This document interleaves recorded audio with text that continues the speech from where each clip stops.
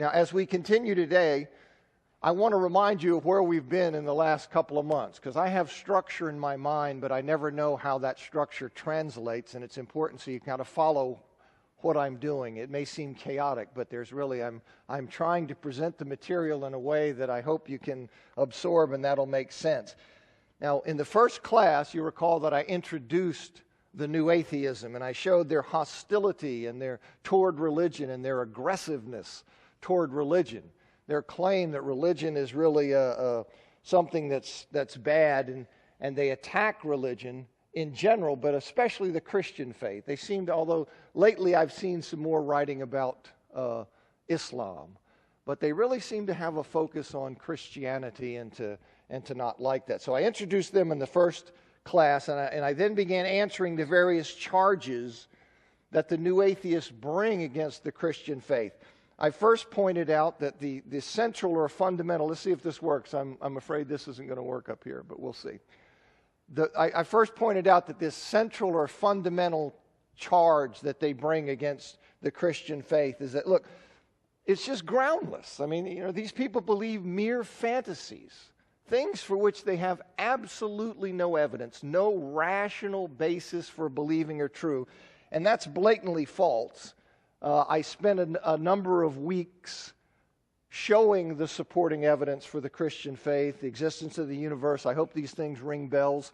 Objective morality, free will, origin of life, diversity of life, the resurrection of Christ, which of course implies not only the existence of God, but is a central claim of the Christian faith. And so when you see the evidence for that, that's very important. As I told a friend just yesterday, that question is a watershed. Was Jesus raised from the dead? Did that happen historically, yes or no? Dig into that. And as I told him, that question changed the course of my life many decades ago. So we have that. Now, I then explained, so their first idea, their first claim is, look, it's just groundless fantasies. There's no basis for a Christian faith, for the claims of the Christian faith. I then explained that the existence of evil is not incompatible with the existence of the God of the Bible. That's one of the claims. That's certainly not unique to them. That charge has been leveled for a long time. But I examined that and showed that it's not, that it's logically incorrect to say that the existence of evil is logically incompatible with the existence of the God of Scripture. I then addressed this charge, this large charge they have, that God is a moral monster, and I argue to you that God is not a moral monster. And in that context, we looked at a number of specific claims they make. God is not prideful, narcissistic, and vain. God's jealousy and his anger at spiritual infidelity are not immoral. And we went through each of these. God is not a child abuser, and you can read them there. So it was under that third large category of charges that they make, we talked about those things.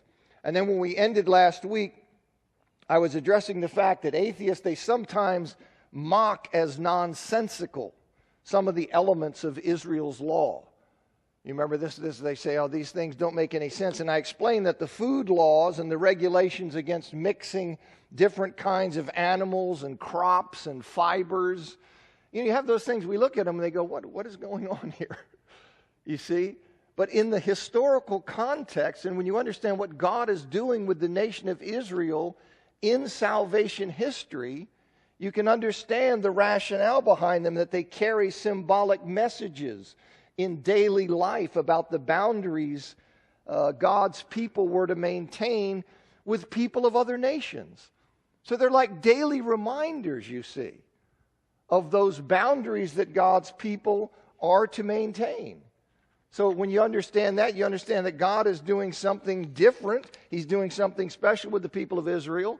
It makes sense. And I pointed out that the various regulations that you have about ritual uncleanness and impurity, like contamination from blood and things doing with sexual relations, seminal emissions and all these kinds of things, that they create a ritual contamination or impurity which is different from moral impurity. Well, those things, they reinforce elements of God's holiness, his otherness. And right when we ended, I want to make this point before we move on. It flows into the next charge they make. these laws that you see of temporary uncleanness, they're connected with divine prohibitions to enter the sanctuary services. That's the consequence of this ritual uncleanness, is that you are prohibited from then entering into the sanctuary and participating in the rituals or the sanctuary services. Well, that suggests then that those prohibitions, those regulations would be inapplicable when sanctuary worship became inapplicable. Because what is the function of them is that this temporary uncleanness precludes me from entering into the sanctuary services until that uncleanness has been removed. Well, then when the sanctuary worship becomes inapplicable, as it does in the new covenant, well, then those things you would expect them to no longer be applicable. And that's what, in fact, we find. Now, that leads quite naturally into this next charge of the new atheist that I want to address this morning. And that's namely that Christians are hypocrites.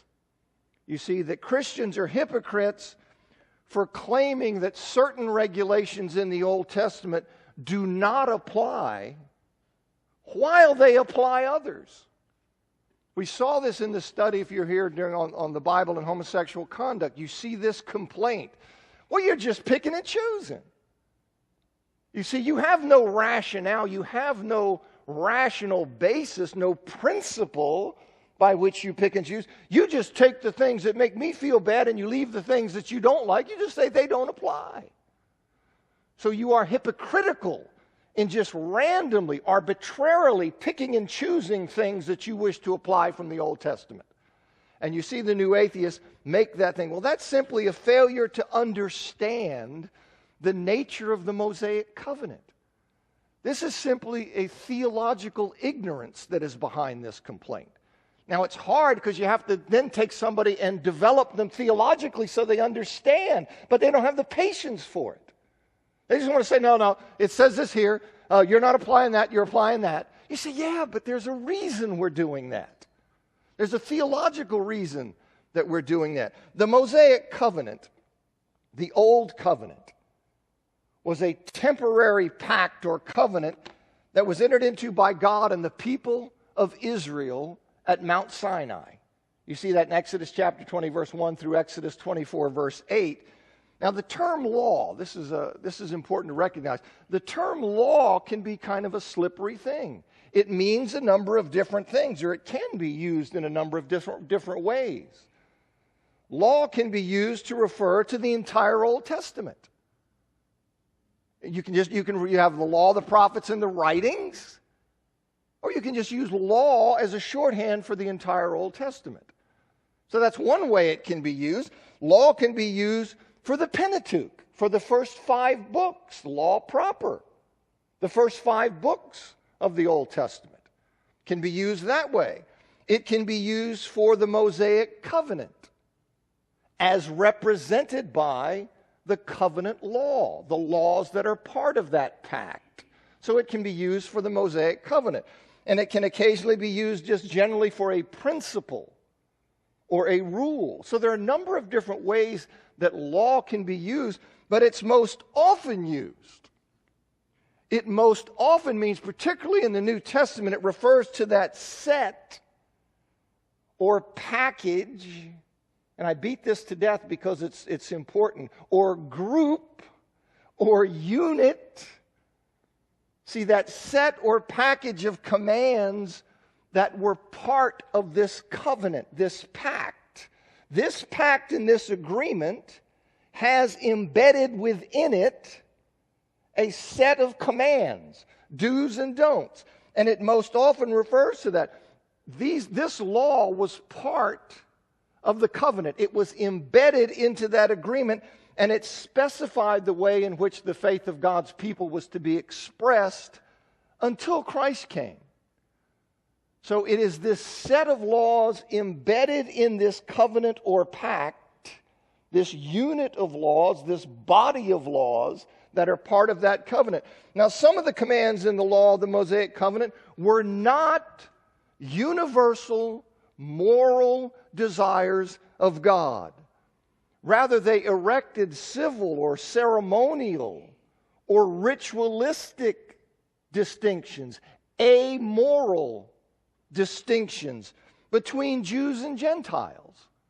You say, well, why would God do that? Why would God create certain ritualistic or ceremonial things that would create distinctions between Jews and Gentiles? Well, it was at least in part to keep the people of God untainted by pagan practices in order to help them serve as witnesses to their Gentile neighbors of the blessed life that exists under God. You see that as part of Israel's charge in Deuteronomy 4:6-8, Ezekiel 5:5, Isaiah 42:6, Isaiah 49:6, that he plants Israel among these nations right there in the center, there to be a light to reflect the glory of life lived under God. And God is designing it to keep them from being tainted and mixed with these other people so they could fulfill that purpose. A distinction between the commandments and the law. You say, well, is there really a distinction? Isn't all law law? Well, it's law, but there is a distinction. Look what Paul says in 1 Corinthians 7:19. Circumcision is nothing, and uncircumcision is nothing. Keeping God's commands is what counts. You're like, if this doesn't make you shake, you're going, what? Circumcision was a command, flat out. Well, Paul would say, I'm not talking about those kinds of commands. You see, keeping God's commands is what counts. Circumcision is nothing. Well, that was a command, Paul. You drive me crazy. He says, but there's a difference, right? He says, not those kinds of commands, but keeping the commands that express the eternal moral desires of God that are part of that package and set of commands that are in the Mosaic Law. You see, moral requirements, moral obligations, moral desires of God did not begin at Sinai. Right? They didn't begin at Sinai. What do you think the flood's about? Doesn't God destroy the world because it's wicked? Isn't murder wrong before Sinai? Of course it is.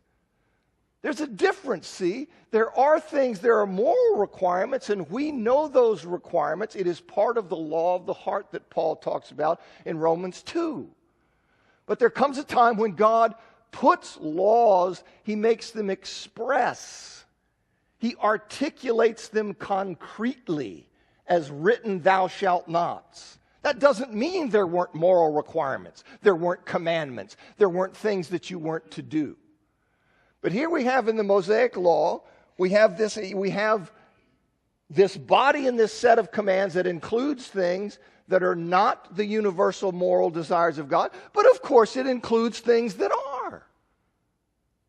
You see, they're part of that set. It includes things that are. And a new covenant was instituted between God and mankind, of course, through the sacrifice of Christ, the effect of which was to render the old covenant, the Mosaic covenant, obsolete and no longer operative. You see, and you see here just some texts, the Mosaic covenant rendered obsolete. So, and I'm sure there are others that we could look at. But so this is the effect.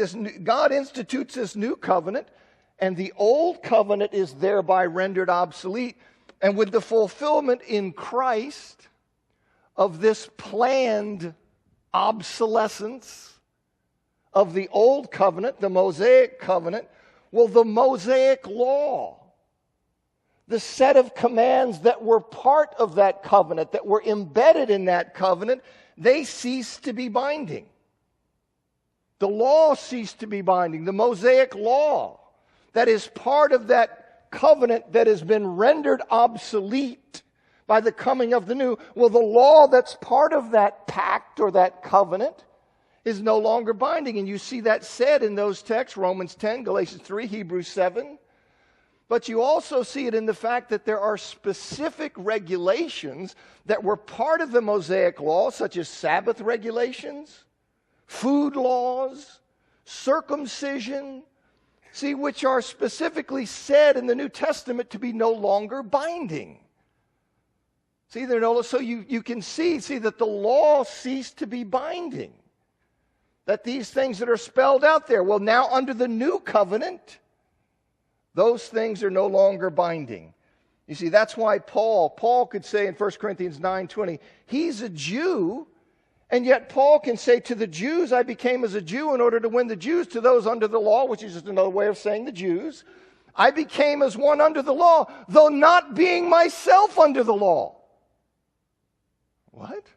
No, Paul says, I'm not under the Mosaic law, because the Mosaic law passed with the obsolescence of the covenant. That was a huge part of the problem. You had people who would refuse to accept that because they had become so invested in the Mosaic law and its privileges and its distinction, the distinctiveness that it gave them, that they clung to it beyond the time of its planned obsolescence. They would not let it go. That's why they kept insisting it had to be bound on Gentiles.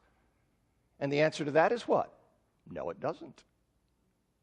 No, we got this body of laws, the Mosaic law, all of these commands which include Sabbath, food laws, circumcision. It's the whole kit and caboodle. Got to be put on the Gentile. No, this set of commands has passed with the obsolescence of the Mosaic covenant. So Paul can say, I'm not under law. I'm not under the law. I'm not under the set of commands that are Mosaic law. So that's an important thing, I think, to recognize. Now, though the set of commands that constitute the Mosaic law cease to be binding, many of the individual commandments that were included in that set, they have an ongoing or a renewed applicability, and indeed they find their full expression in the new covenant. So you've got this set that has passed, but many of the individual laws in there express the eternal moral desires of God. They have an ongoing or a renewed applicability in the new covenant and find their full expression there. For example, Paul in Ephesians chapter 6, verse 2, he commands children, honor your father and mother. New covenant, Christians, Paul says, honor your father and mother. He's quoting from the Ten Commandments. He's quoting from the Ten Commandments. Exodus 20:12 and Deuteronomy 5:16. And the Ten Commandments are reflected in other New Testament commandments. Commands and prohibitions against murder, against adultery, against stealing, against lying, against coveting. Indeed, there are literally hundreds of commands in the New Testament. Do's and don'ts. And we get squeamish about, I don't want to have commands. They're there. Right? I mean, can you read the New Testament and not see them? They're there, as plain as the nose on my face. Okay? So yes, they're there. There are hundreds of commands there. Commands issued by Spirit-inspired writers. Now, you see the inapplicability of the Mosaic law that occurred in conjunction with the obsolescence, this planned obsolescence of the Mosaic covenant, does not mean that none of the commands that were part of that set of laws has any applicability in it. It doesn't mean that. How could it when Paul can appeal to them? You see, you have to integrate all these things. You can't just sit there and say, okay, well, law's gone, therefore you don't. No, Paul cites it in Ephesians 6:2, just as an example. So what's going on? And that's what I'm trying to get you to see, is that there is a set of commands, and that set of commands includes things that are ceremonial, ritualistic, not eternal morals of God, but it certainly includes things that are. And those things that are have a renewed applicability in the new covenant. You see, the concept, it's something like, I've tried to express this, is something like moving from one state to another. You see, I'm not under the law of Florida or the law of Tennessee, but I am under the law of Arizona. And the law of Arizona, So the fact that it includes many things, you see many of the same requirements as the law of Florida, but not all of them. It's a different jurisdiction. It has different things. And I'm not under them because of Florida. I'm under them because there is something here that they're repeated here. You see, it's something like that. So in Florida, you have all kinds of individual specific commands, and you have this set of law, Florida law. You come over here to Arizona, and you say, well, here, I'm no longer under Florida law, but I'm under, then why are you driving on the right side of the road? I thought you weren't under Florida law. Well, I'm not under Florida law. It just so happens that Arizona law also incorporates that idea. Okay, it's something like that. And it's important, I think, because I just see great confusion over this thing. Now, the fundamental ethical requirement, as I've said ad nauseum, the fundamental ethical requirement for the Christian is love. Love is the Christian's ethical center, the ethical bullseye. Love is the center. You can see that here, and you can see it in other texts. But that does not mean that there is no content to it. Love is not simply this amorphous thing that has no meaning, and we can all make it mean whatever we want. Love is an umbrella commandment that has specific content. Some specific conduct is loving, and some specific conduct is not. Love is the center, but there are definite, specific requirements for how love expresses itself. You don't get to say, I'm loving my neighbor by sleeping with his wife. You don't get to define love that way. There is objective truth about what is involved in loving. You see, it doesn't just be, well, I want to go with love. Why? I really want to go with love because I think it's this, this concept that has no content, so I can move anything I want to in it. I can basically then be God. That's not the case at all. You see, not the case. There are definite requirements on how love expresses itself. As Paul indicates in Romans 13:9. Let me read. This is 8 to 10. I'm going to focus on 9. He says, owe no one anything except to love each other. For the one who loves another has fulfilled the law. The one who loves another has fulfilled the law. We think in some kind of mystical sense. No, they fulfill the law. Why? Because the law, loving one another, means doing the things that the law has specified. He says, for the commandments, you shall not commit adultery, you shall not murder, you shall not steal, you shall not covet, and any other commandment are summed up in this word, you shall love your neighbor as yourself. Do you see? I mean, it's not that difficult. It is the umbrella, but it has content. So if you steal, you're not loving. If you covet, you're not loving. If you murder, do I have to tell you you're not loving? Right? You see, so these things, the category, the umbrella is love, but it has specific ways in which it expresses itself. Love does no wrong to a neighbor. Therefore, love is the fulfilling of the law. Why? Because love, you don't do wrong. What is wrong? Wrong is killing. Wrong is stealing. Wrong is coveting. Wrong is committing adultery. You see? That's an important thing, I think, to grasp. So the Christian, though not being under the Mosaic law, not being under that set of commands that are part of the Mosaic covenant, the Christian upholds the transcendent moral requirements that are included in the Mosaic law. Okay, you think about murder. Like I said, it was wrong to kill before Sinai.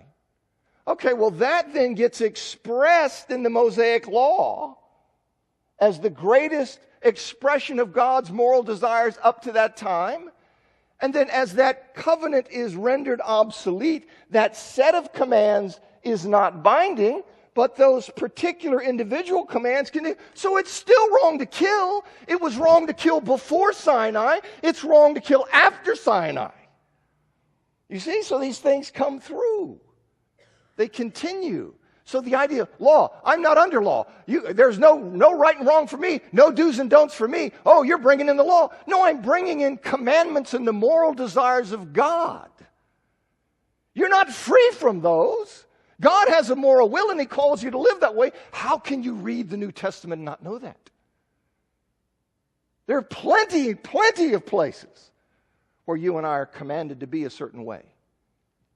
All right? So we're commanded to be a certain way. These things come through. The Christian upholds those transcendent moral requirements that are included. This is what Paul's saying right here. Right? This is what he says. You shall not commit adultery, steal, covet, any other commandment. Some you shall love your neighbor as yourself. So you are under those moral requirements. This ongoing moral law that is centered in love, this is what is meant by the law of Christ. You see, the law of Christ. That is a term, you know. Law of Christ is a term. What does it mean? This is what I'm telling you. The bullseye is love that expresses itself in objective ways. And that is the law of Christ. Paul says to those in 1 Corinthians 9:21, those outside the law, I became as one outside the law, not being outside the law, but under the law of Christ. He said before, I'm not under the law. He's not under the Mosaic law. Well, that's true. Why? Because the Mosaic law has passed with the obsolescence of the old Mosaic covenant. That set that was embedded in there that was part of that is inapplicable. But that doesn't mean individual requirements there are not. And so Paul can then say, I'm not under that law, but I'm under the law of Christ. The law of Christ doesn't include Sabbath regulations, food laws, circumcision, and some other things. But it does include murder and lying and coveting and stealing and all of those things. You see, all right, Galatians 6:2, bear one another's burdens, so fulfill what? The law of Christ. All right, so there's a clear biblical rationale. Why am I saying all this? I'm saying all of it because I like you to hear this just independently of where it fits in this atheism thing, because I think this causes so much trouble. It's just like, it's like the confused thinking. And you say stuff that just doesn't make any sense. So you're taking people that are going, what? I don't understand. But I want to say it for that reason, but I'm saying it here because there's a clear biblical rationale for not binding aspects of the Mosaic law related to these things like food and circumcision and Sabbath and other amoral elements that are related specifically to Israel's role as a theocracy.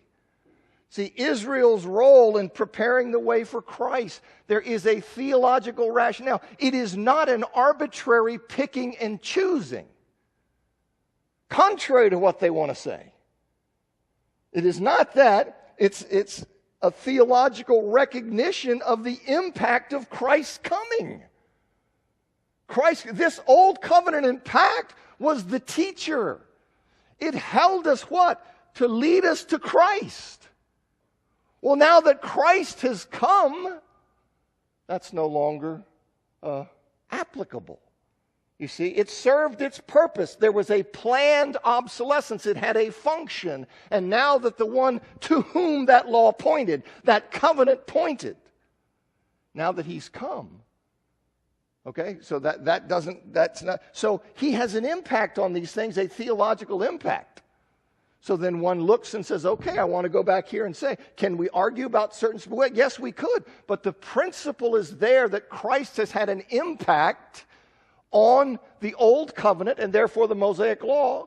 And then we see and say, well, what are the things that carry on that are not ceremonial, civic, ritualistic, that aren't fulfilled with Christ coming already, you see? So that, I just want you to see that, because they say that kind of thing, and then they say, and people who haven't thought about this, they just go, well, yeah, I guess I am just arbitrarily picking and choosing, so you're right. No, you're not doing that. You see, if you've thought about this somewhat. And since the church, the people of God, are no longer a nation state like Israel was, right? Israel was part of a project. Salvation history. God creates this nation of Israel. And so Israel's a nation state, but the church is not a nation state. The church is scattered among many nations throughout the world, right? We're everywhere. We're not a nation state. We're a body of people who are spread in nation states all over the world. And because of that, you see, the fact that God obligated the nation state of Israel to impose certain penalties for various sins, that doesn't apply to the church. So sometimes they'll say, well, look, it says over here in the Old Testament that Israel was to do this for this sin or do this for this crime, and you don't believe we have to do that? I said, yes, I don't believe we have to do that because we're the church and not a nation state. Right? Look what Tim Keller, he says this. He says this about that. He says, the church is not a civil government, and so sins are dealt with by exhortation and at worst exclusion from membership, disfellowshipping. This is how Paul deals with a case of incest in the Corinthian church. Isn't there a perfect example? Under the law, this was a death penalty situation. You don't see Paul saying, hey, church, go ahead and kill this guy. Or make him have some kind of ransom produced. You don't see him say that. What does he say? He says, no, you got to put the guy out. You see why? Because the church is not a nation state. The church is dispersed through. Why this change? Under Christ, the gospel is not confined to a single nation. It has been released to go into all cultures and peoples. And so that comes up sometimes, and I wanted you to see that. What else do these guys say? One of the things they say is that, well, look, people like Dawkins, they ridicule the concept of the Trinity. They ridicule the concept of the Trinity as something that's incoherent. You see, something that is logically contradictory. Listen, you guys, you're just crazy. You got this stuff that makes no sense. It can't possibly fit together. You're just a walking contradiction. So people like Dawkins make that claim. Now, the fact that countless philosophers and theologians through the millennia disagree with Dawkins, you would think that would give Dawkins pause, wouldn't you? I mean, if I was taking a position that had been disagreed with by countless philosophers, scholars, theologians, by the truckloads, I'd be really cautious, I'd be thinking, there may be more to this than I'm grasping. But not Dawkins, you see, because Dawkins is convinced he's a genius and anyone of faith is a moron, and so therefore it doesn't even faze him. It never strikes him that maybe he's missing something here. And you have this idea about the Trinity. They argue that look, it's an incoherent concept. It's logically contradictory. And they also make the case that, look, the claim of divine incarnation in the person of Jesus, God becoming a human being, that's impossible. Okay, this is something that they raise. Now, the doctrine of the Trinity, it follows from the revelation. Sometimes you hear people, Trinity is not mentioned in the Bible. Okay. All right. It follows from the revelation in Scripture, you see, that there is only one God, and that the Father, Son, and Spirit are all distinct divine persons. Okay, so you have this revelation. There's one God, one and only one. And then you also have the revelation that Father, Son, and Spirit are distinct persons, and they're divine. How do I reconcile these data? How do I put them together? Well, it doesn't say, I know it doesn't say Trinity, but it gives the concept that necessarily means the Trinity. That's the point. You see, the fact the word isn't, the concept is there. It gives that idea, it gives the facts that it reveals the Trinity that way.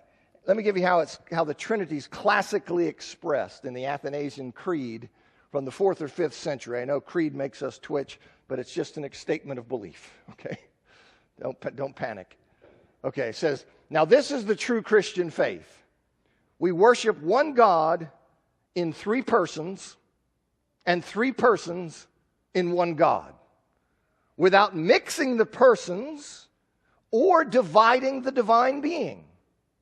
For each person, the Father, the Son, and the Holy Spirit is distinct, but the deity of Father, Son, and Holy Spirit is one, equal in glory and co-eternal in majesty. Now, I understand that a three-person being is outside of our experience. I mean, I understand that. A three-person being is outside of our experience, as every being of which we have personal knowledge is a one-person being. Every being we have personal knowledge, it's a one-person being. But that's no reason to insist that such a being couldn't exist. As I've often said, if this was in Star Trek, if they'd have gone to some planet and they'd have found a three-person being on that planet, everybody said it was cool. Wow. That was really something, you know. We're used to thinking of one-person beings, but they had a three-person being on Talos. You see, so that was really something. So, C.S. Lewis, he noted in Mere Christianity, a person living in a two-dimensional world would know lines and figures, but would have no concept of a cube. You couldn't sit there and go, no, I'm talking about, no, if you did this. I'm two-dimensional. This means nothing. You see? If I'm living in a two-dimensional reality, I would have no concept of a cube, which is, of course, three-dimensional. Here's what Lewis, he continues with this, and he says, now the Christian account of God involves just the same principle. The human level is a simple and rather empty level. On the human level, one person is one being, and any two persons are two separate beings. Just as in two dimensions, say on a flat sheet of paper, one square is one figure and any two squares are two separate figures. On the divine level, you still find personalities, but up there you find them combined in new ways which we, who do not live on that level, cannot imagine. In God's dimension, so to speak, you find a being who is three persons while remaining one being, just as a cube is six squares while remaining one cube. Of course, we cannot fully conceive a being like that, just as if we were so made that we perceived only two dimensions in space, we could never properly imagine a cube. But we can get a sort of faint notion of it. It is something we could never have guessed. And see, I think that's part of the problem, is that, that's part of God's otherness. And so the fact Dawkins sits here, it's certainly not logically contradictory, and the fact Dawkins wants to scoff at it, look, to me it's part of the tribute of God's greatness. You see, it's part of the tribute of God's greatness that he winds up revealing himself in this way. That he's a three-dimensional, that he is this being who is a three-person being. And you have it like the difference in trying to conceive of three dimensions if your reality is two-dimensional. Now, this revelation of the nature of God, the fact it's so unexpected, the fact it's so difficult to wrap our mind around and so outside of our experience, that says to me that it's not the kind of thing somebody would have made up. You see, if I'm trying to make up something to get over on you, if I'm trying to invest my ideas with credibility, I don't want to get out there that's something beyond your experience because you'll be going just like Dawkins. But see, the fact that's how it's revealed says to me that is God. You see, that is God. So it actually reinforces my faith rather than challenges it. It says this is the kind of thing I would expect from God. Now, in the incarnation, you don't get any bigger mind blower than the incarnation.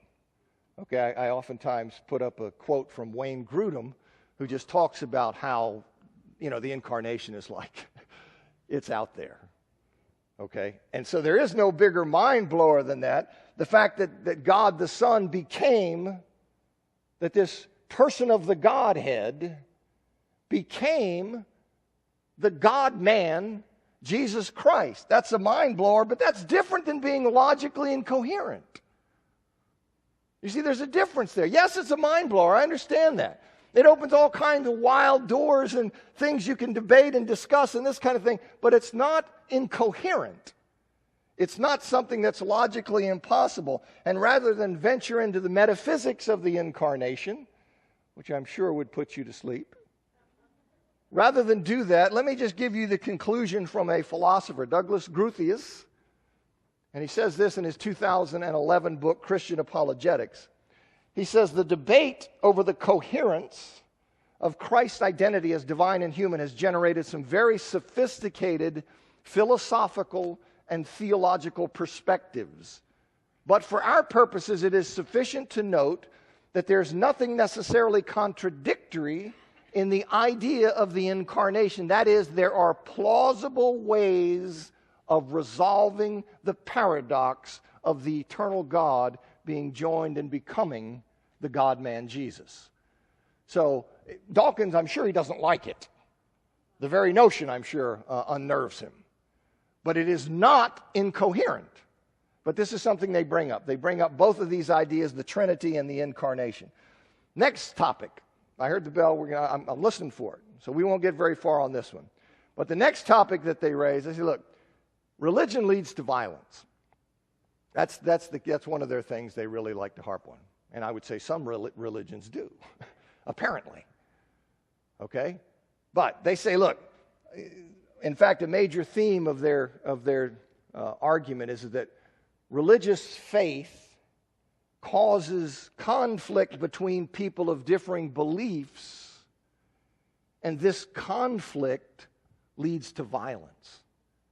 You see, that's the problem. You see, you've got differing beliefs, religious beliefs, and because they differ, that creates tension and conflict, and that leads to violence. So in their view, the key to a better world is to stamp out all religion. They mean this. This is what they want. They think that a world without any religion would be this kind of ideal, wonderful place, and there would be no, like John Lennon's song, no heaven above us, all of that. And it would just be wonderful. Okay, well, that's, of course, nonsense, as I'll say probably next week, but I'll carry on until the bell rings. All right, now, in terms of Christianity, what do these guys say? Well, they point to the Inquisition. They point to that, this is a campaign of the Roman Catholic Church against heretics that began in the 12th century. And there were, terrible things done. It went on for a number of centuries, and they employed these tortures to root out heresy and to enforce orthodoxy. So they point to that. Now, in terms of scale of the kinds of things I'm going to talk about that come from our atheist friends, this is nothing. But it's still inexcusable, and so they point to that. They point to a number of other things. Next week, Lord willing, I'll talk about those. And then what I want to finish with, it's not really part of the new atheism, but I want to talk about Bart Ehrman's claims that you can't really trust the text of the Bible. Okay, so I'll spend some time talking about that, then that'll finish, and it'll be yours. Thank you.